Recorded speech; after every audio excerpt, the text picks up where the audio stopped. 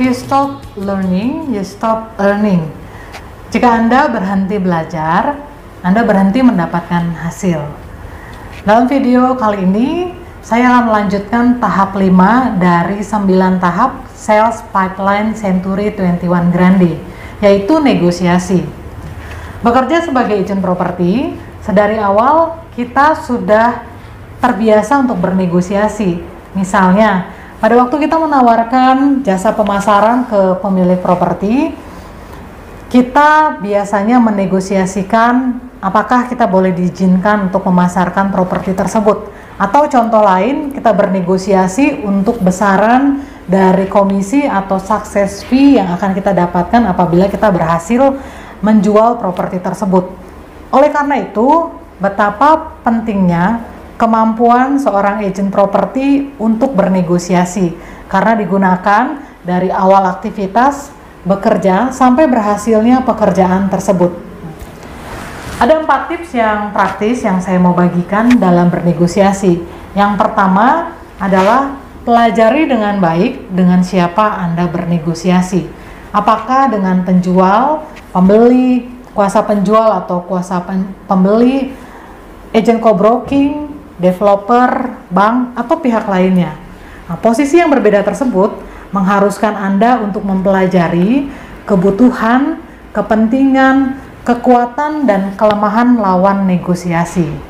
Cara ini nantinya akan membuat Anda bisa selangkah lebih maju. Jangan lupa pelajari situasi yang ada demi mencapai solusi yang menguntungkan. Tips yang kedua yang saya mau bagikan adalah pastikan untuk ingat setiap detail dalam negosiasi. Seringkali dalam negosiasi, agent properti mengabaikan hal detail. Padahal justru dengan tetap mengingat detail akan membantu Anda mencapai sebuah tujuan. Saya menyarankan untuk membiasakan diri membuat catatan berupa informasi yang diperoleh selama proses negosiasi. Catatan tersebut bisa berupa informasi atau notes buat kita. Berapa sih harga yang diminta sama penjual? Berapa sih harga yang diminta oleh pembeli? Kita juga bisa menambahkan catatan alasan-alasan mengapa dijual, alasan-alasan mengapa pembeli berminat terhadap properti tersebut, dan berbagai informasi yang kita bisa tulis dalam catatan kita. Misalnya kondisi properti yang dinegosiasikan seperti apa, apakah ada perbandingan yang lain, dan catatan-catatan yang lainnya.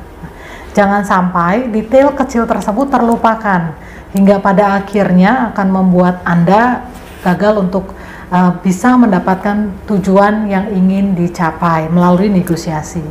Itu adalah tips yang kedua. Tips yang ketiga yang ingin saya bagikan dalam hal bernegosiasi adalah memahami adanya rentang waktu. Dalam kegiatan negosiasi, maka tidak menutup kemungkinan Anda juga harus mengetahui kaitannya dengan rentang dampak negosiasi yang akan dicapai. Apakah untuk jangka pendek atau untuk jangka panjang? Dengan kata lain, jikalau sebuah negosiasi berdampak pada jangka pendek, maka hal ini akan jauh lebih mudah dibandingkan dengan negosiasi jangka panjang. Saya kasih contoh, misal Anda menjual rumah seharga 500 juta.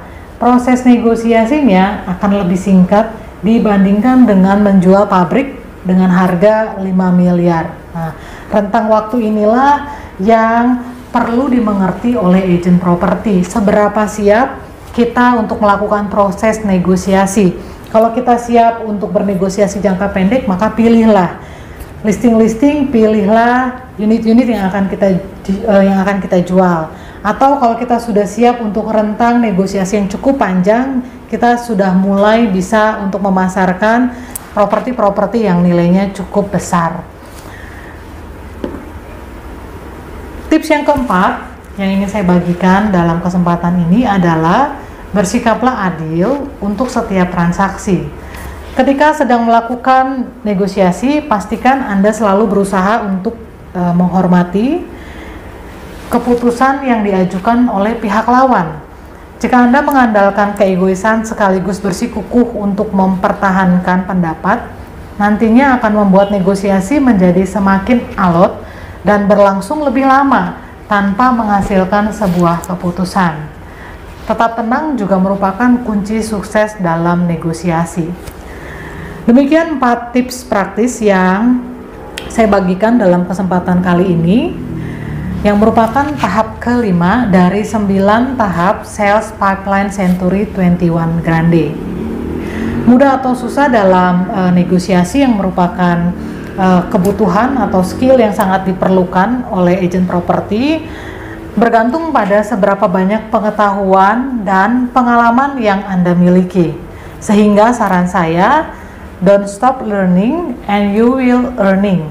Jangan berhenti belajar dan Anda akan berhasil.